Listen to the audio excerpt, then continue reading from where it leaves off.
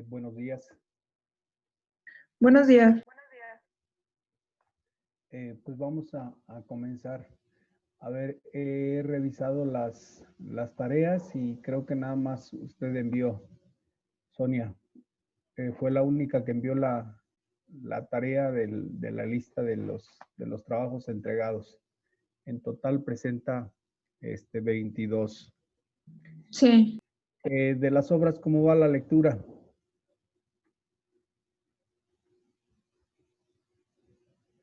¿Del análisis? Sí, ¿cómo va? Pues más o menos. De hecho, ya le mandé avance, Al correo, no a la plataforma. a la plataforma. Bueno, ahorita lo reviso, nada más revisé la tarea pasada. Sí, está bien. ¿Y qué dificultades han encontrado?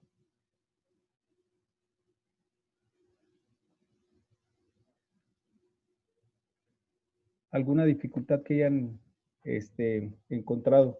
¿Qué obra está leyendo, Sonia? El laberinto de la soledad, Laberinto de la soledad. que es de Octavio Paz. Sí.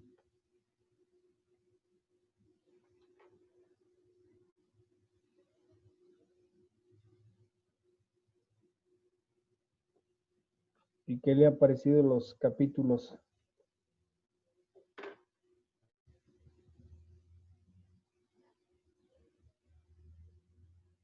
¿Qué le ha dejado la lectura?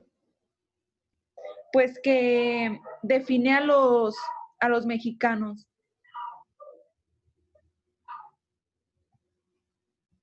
¿Alguna característica que puntualice?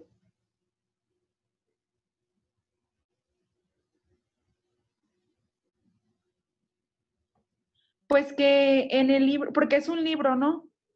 Sí, es un libro, es correcto. Se hablan de diferentes temas.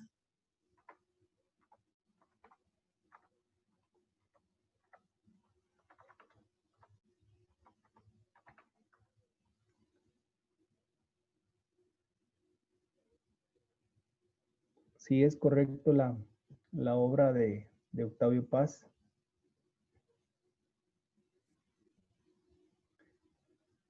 Sí, ahí creo que fue una de las obras que yo les estuve comentando de manera muy general. Les decía que describe muy bien la identidad del mexicano, sus valores culturales y de alguna manera como una reseña del cómo se ha ido desarrollando el mexicano a través de los siglos. Esta obra, bueno, pues tiene un formato más bien de ensayo porque lleva un orden en su redacción. Pero sí, está muy, muy interesante el libro. ¿Qué parte del libro, más bien, sí, qué parte del libro llamó más su atención?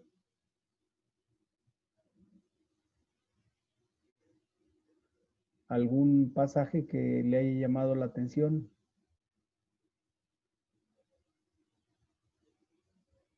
Pues que él hacía las cosas por pura venganza, por lo que había pasado en su vida. Ya. Donde había humillación y había visto también violación hacia la mujer. Sí, que es perdón, el pasaje de la Malinche. Es donde explica eso, porque el primer capítulo habla sobre el pachuco y otros extremos. El pachuco lo expone como una copia de lo que fue el pachuco americano. Vino aquí esta imitación a través también de los pachucos. Habla por ahí de un personaje que representó muy bien esta imagen de Pachuco que es el caso de uno de los hermanos más bien de uno de los Valdés.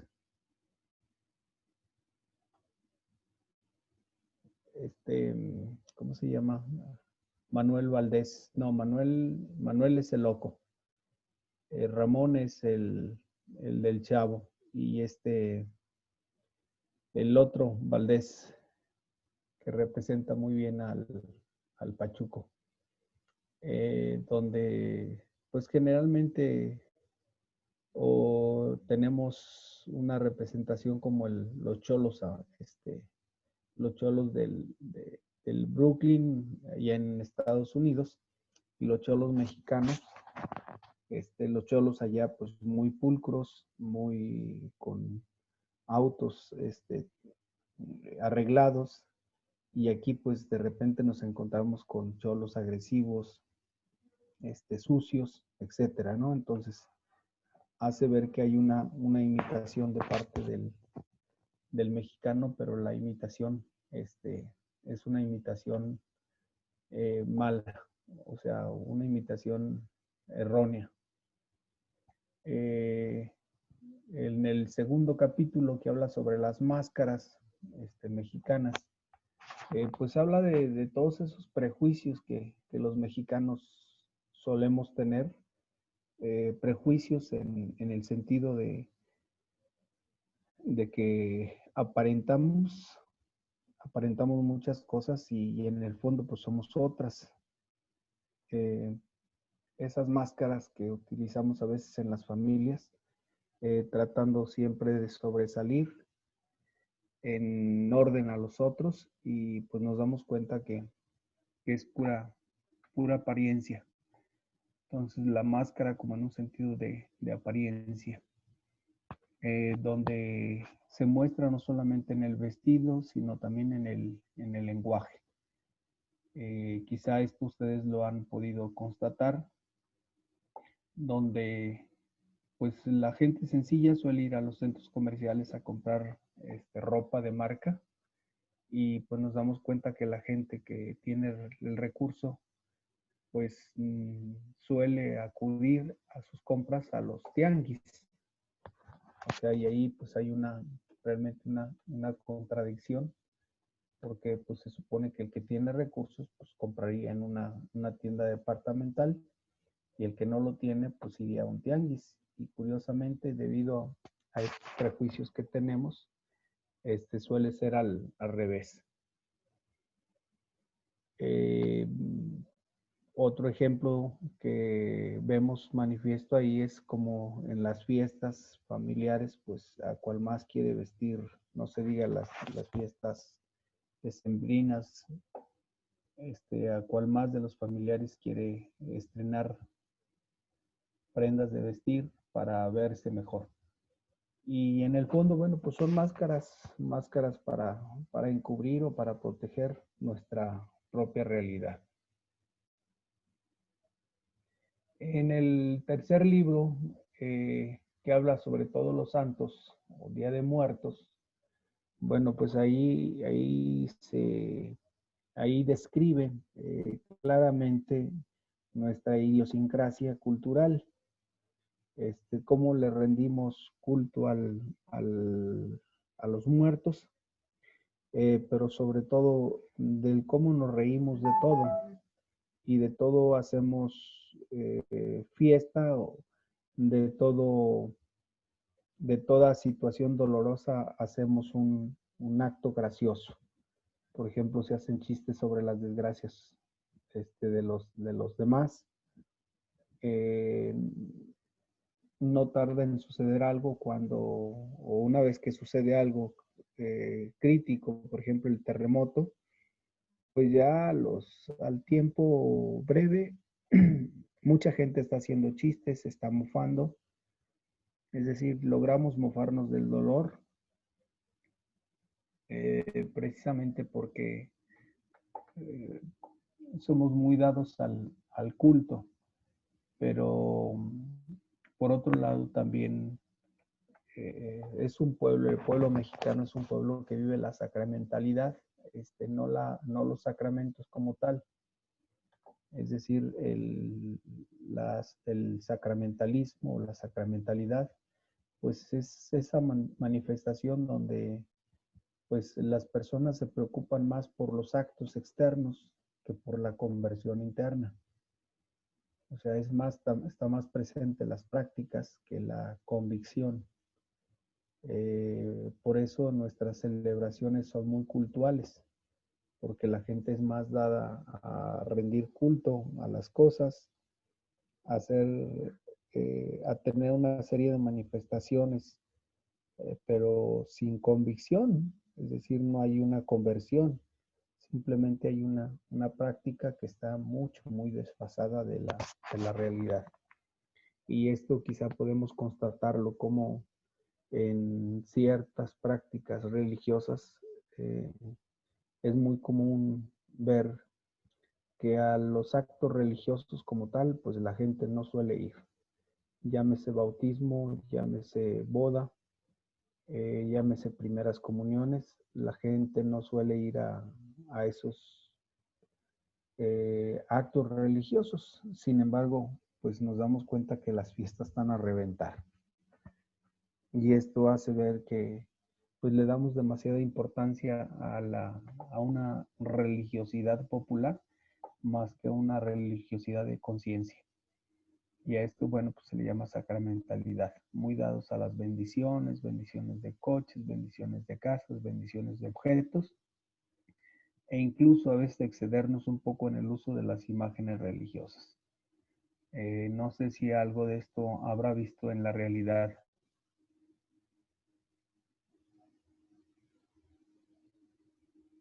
No. No, bueno. Y luego lo que decía del malinchismo, bueno, pues el malinchismo puede ser comentado de muchas maneras. Pues somos hijos de la Malinche y pues la Malinche fue para algunos, bueno, pues un personaje importante en la historia, para otros pues va a ser un personaje vergonzoso, porque pareciera que pues somos productos de la mujer violada, ¿no? Y aquí comienza a describir toda esa característica con respecto a la Malinche. O sea, por eso le digo, para unos la Malinche pues, fue un personaje importante de la historia, para otros va a ser un personaje vergonzoso por, por la actitud. Para unos sería una vendepatria, para otros sería pues una mujer que hay que exaltar, ¿no? Porque logró comunicarse con hombres de otro país, entonces ahí se ven reflejadas las capacidades de la comunicación del mexicano hacia el mundo exterior. Pero vuelvo a repetir, bueno, pues es una lucha, ¿no? En la historia de interpretación sobre este acontecimiento de la Malinche. Después en el libro quinto viene ya la conquista y la colonia, cómo fuimos conquistados, y desde esa conquista pues viene lo difícil en el ambiente social.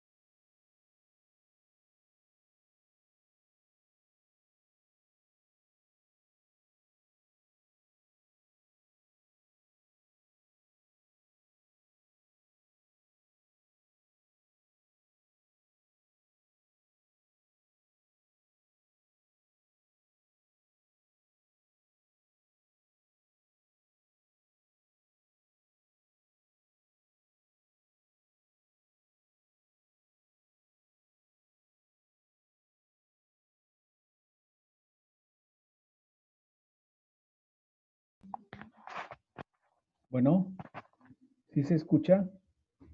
Sí. Bueno, viene la conquista y la colonia. La conquista, bueno, pues en que somos un pueblo conquistado, Y la colonia es que siempre hay una dependencia de los españoles. Por eso hay ese complejo de inferioridad en nosotros como nación. Es decir, pues somos una nación muy acomplejada, porque pues curiosamente incluso llegamos hasta discriminarnos entre nosotros mismos, llamándonos indios o llamándonos prietos, ¿no? O negros, con respecto a una persona que tiene un color de piel más clara que otra. Llegamos a discriminarnos de esa manera, diciendo, estás bien indio, cuando que el indio, bueno, pues el indio es de la India, no de México. Sin embargo, bueno, pues es un término que utilizamos para ofender y sobre todo para denigrar. Y esto pues, nos viene desde la época de la colonia, donde tendemos a exaltar demasiado a los extranjeros y a los conacionales, pues generalmente los disminuimos. Y esto pues desgraciadamente lo seguimos haciendo. Si la muchacha está güerita o no, pues está muy guapa. Pero si está morena, está prietilla. O sea, está muy bonita, pero está prietilla, ¿no? Eh, el hombre, bueno, pues sí está guapo, pero está bien chaparro. Entonces, cuestiones de ese tipo, siempre le estamos poniendo peros a los demás. Otro producto de esto, pues es los motes. Siempre ponemos apodos a los demás y nosotros salimos ilesos, ¿no? de esta realidad. Entonces, esta conquista y la colonia, pues la conquista es de poderío, pero hay una tendencia también a conquistar. Por eso el mexicano pues suele tener más brillo fuera de su nación que en su propia nación. O sea, es más fácil sobresalir en otra nación donde nadie lo conoce que sobresalir en su propio estado. Esto es así de manera muy general lo que trata en esta parte, en este capítulo quinto de la conquista y la colonia. Ya en el capítulo sexto habla de la independencia a la revolución. Es decir, que esa lucha que mantenemos los mexicanos después de tanta explotación de parte de nuestros gobiernos, pues sigue vigente, porque siempre buscamos independizarnos. Pero es una independencia a medias, porque hablemos, por ejemplo, el caso de las familias. Dentro de nuestra cultura no estamos acostumbrados a liberarnos en ese sentido de,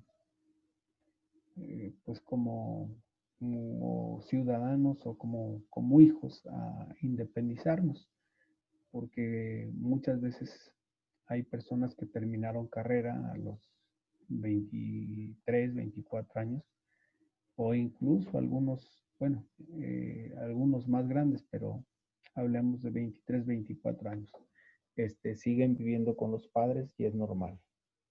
Otros, por el contrario, contraen matrimonio y pues siguen viviendo con los padres y siempre viven a la sombra de los padres, es decir, no logran una independencia como tal. Tienen un trabajo, pero siguen dependiendo de los padres. Entonces, esa dependencia pues trae en cierta manera ciertos conflictos. Por una parte, queremos ser independientes, pero por otra, seguimos dependiendo de los demás, ¿no? Esto también lo podemos ver manifiesto en algunos jóvenes que quieren demasiada libertad, pero no quieren compromisos. Ya en el capítulo 7, pues habla sobre la inteligencia de los mexicanos y efectivamente pues, aquí podemos decir que el mexicano como tal, pues es un hombre inteligente. El hombre inteligente busca la manera de cómo solucionar los problemas inmediatos que tiene. Y esto lo podemos ver que en otras naciones, por ejemplo, un vehículo que se descompone, pues se deja allí o se le pide a la agencia o se le pide a algún especialista que vaya y lo revise, pero el coche ya no se mueve. Sin embargo, aquí en México el coche se descompone y pues no falta quien le meta mano, incluso hasta con un alambre lo echan a andar, ¿no? Entonces, en verdad, pues el mexicano es muy inteligente. E incluso, pues si se fijan ustedes, la inteligencia la puede aplicar en muchas cuestiones, hasta para robar. El mexicano es astuto.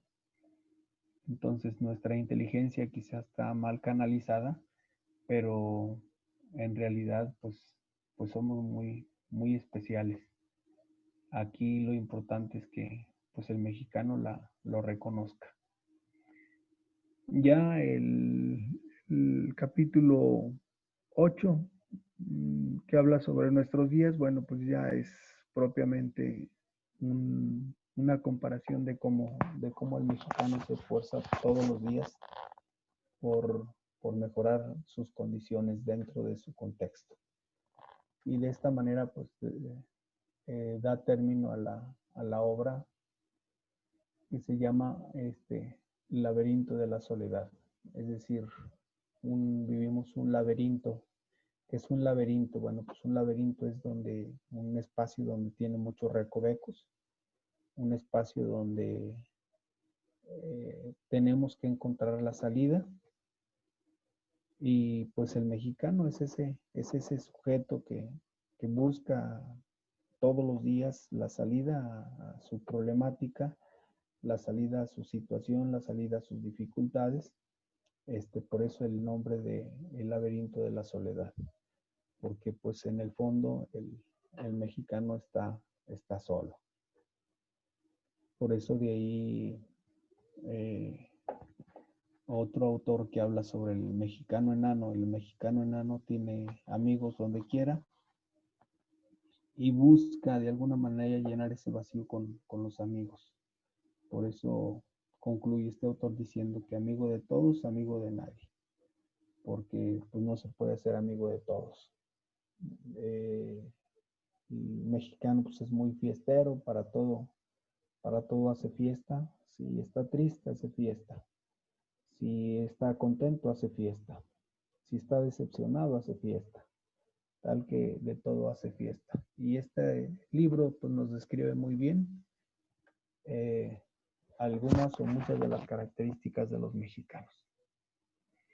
¿Alguna duda hasta aquí? No, maestro. Bueno, pues siga leyendo la obra, porque hay que presentarla el próximo martes. Bueno, ¿alguna duda más sobre el análisis literario? ¿Alguna parte que no se haya entendido? Yo lo que tengo duda es que, por ejemplo, si está el análisis externo y el interno, se va a incluir todo junto, o sea, ahí se va a desarrollar todo.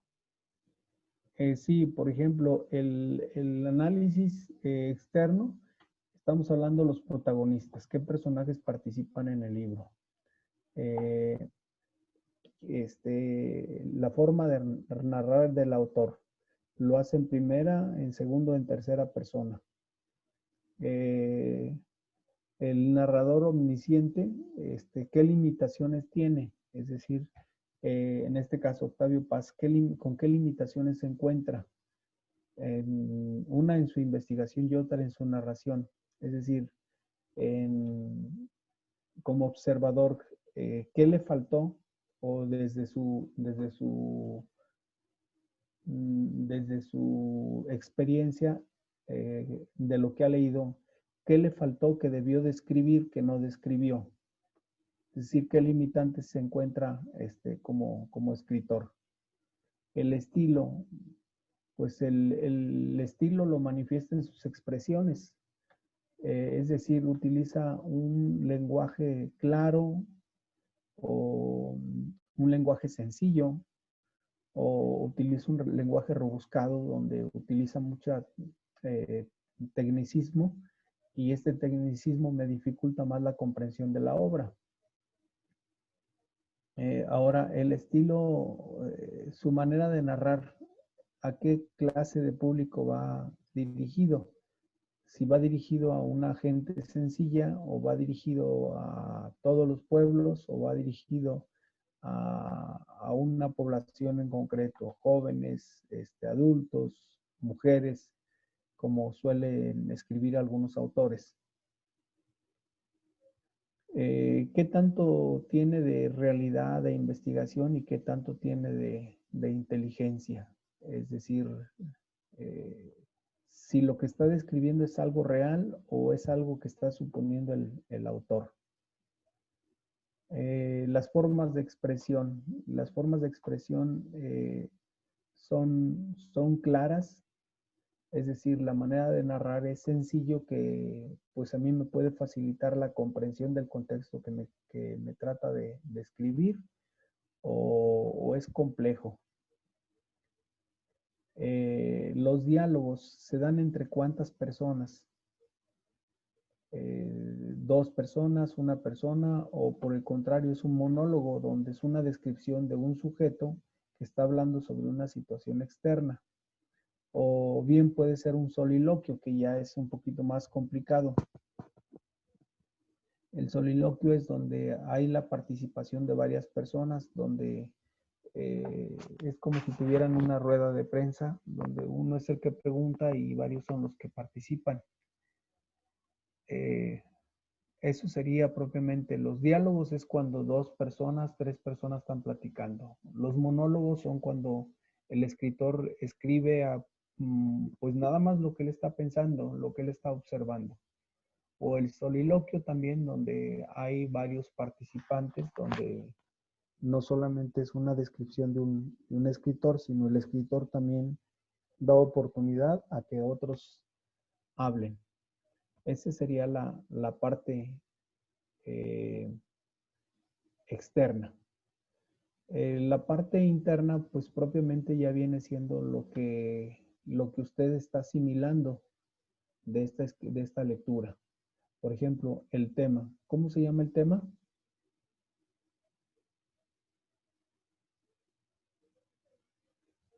¿Cómo se llama el tema, Sonia, de su libro? Laberinto de la soledad. Pues Laberinto de la Soledad. Segundo, argumentos. Es decir, ¿qué está describiendo la obra? Ya me lo dijo. Está describiendo pues al mexicano en general. Segundo, la trama. ¿Cómo se desarrolla la trama? Bueno, pues se desarrolla describiendo paso por paso algunas situaciones especiales del mexicano. ¿Qué personajes aparecen ahí en la obra?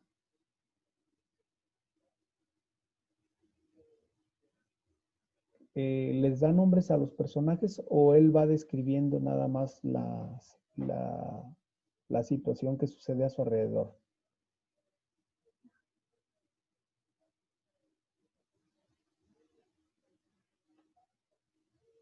Sonia, ¿él es el que describe todo o va hablando con alguien? No, creo que él es el que describe todo. Él es el que escribe todo. Entonces, en realidad, pues no hay personajes. Ahí se omiten. Ahora, aquí, pues si los personajes se omiten, entonces no podemos hablar de personajes principales, secundarios o ambientales. En este caso podemos hablar de una situación ambiental. Habla de un contexto mexicano.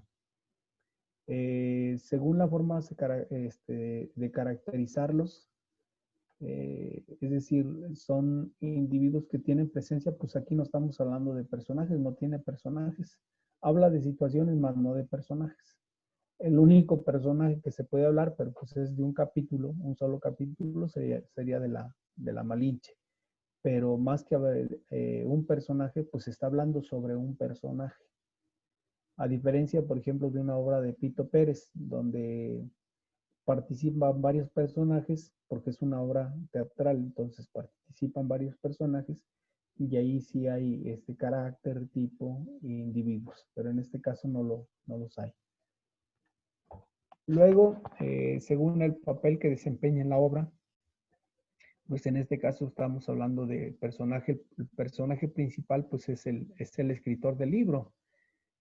Aquí no hay antagonistas, es decir, personajes que participen en la obra y se opongan al escritor. Entonces, pues esta parte propiamente se la salta. Psicología de los personajes, ¿qué psicología o cómo describe a los mexicanos?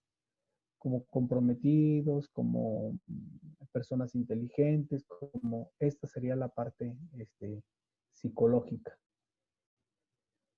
Es decir, donde describe cualidades, vicios, defectos, motivaciones, carácter, etcétera. Ahí sería lo que describen en los personajes. Momentos básicos de la acción del libro, bueno, pues propiamente es una exposición, la que hace Octavio Paz en esta obra.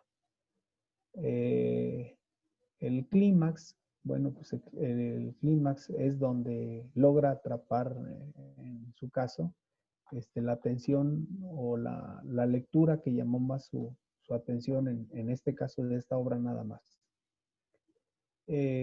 Conflictos. ¿Qué clase de conflictos presenta en la obra?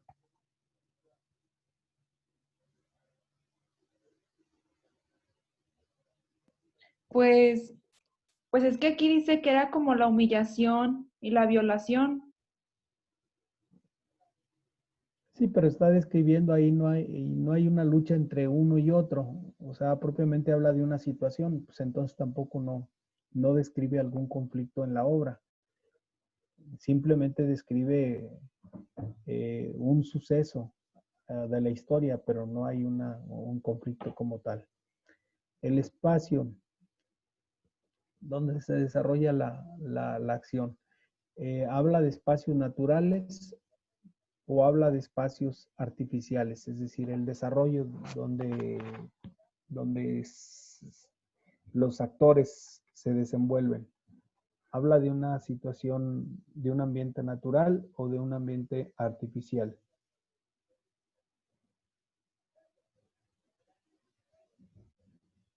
Pues sería artificial, ¿no? Pues sí, artificial, porque no habla de un lugar específico. Tiempo, duración de la existencia de las cosas. Pueden ser cronológicas, pueden ser psicológicas, o pueden ser simplemente juegos temporales. O también puede ser atemporalidad, por ejemplo, objetivo cronológico es la duración que abarca en la narración desde que inician los acontecimientos hasta que termina el desenlace. Es decir, lleva una secuencia lleva una secuencia en este caso en los capítulos que presenta el autor. Es decir, va narrando de tal manera que todo tiene hilación, o por el Eh, contrario habla de distintos temas. no habla de distintos temas. ¿Sí? Entonces no hay cronología propiamente. Estamos hablando de atemporalidad. No existen datos precisos para conocer cuándo tienen lugar los hechos. Entonces ahí estaríamos hablando de atemporalidad. Ideas son los conceptos básicos que encierran el pensamiento del autor. Debes poner al menos 7 ideas que creas sean importantes en la novela. Estas ideas deben de reflejar tus conocimientos en las asignaturas. Bueno, ideas principales de la obra, creo que esas sí las puede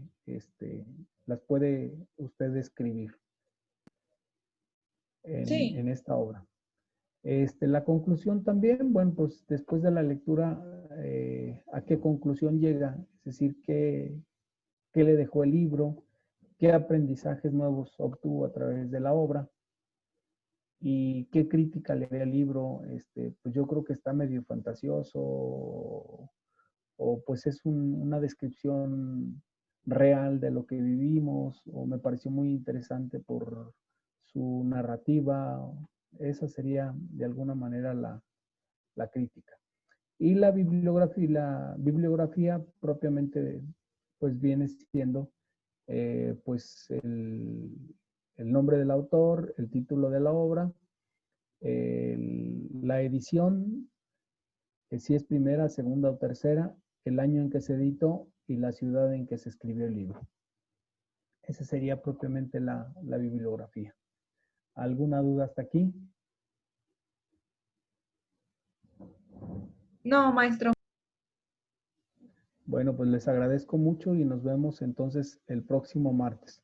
El próximo martes sí van a tener que sacar su rostro a la camarita para que esté grabando lo que yo pregunto y ustedes van contestando. Sí, Entonces estoy bien. preparen bien su obra y nos vemos el próximo martes. Pues que tengan bonito día. ¿Alguna duda Igualmente. hasta aquí? No, ninguna. De los demás asistentes, ¿alguna duda?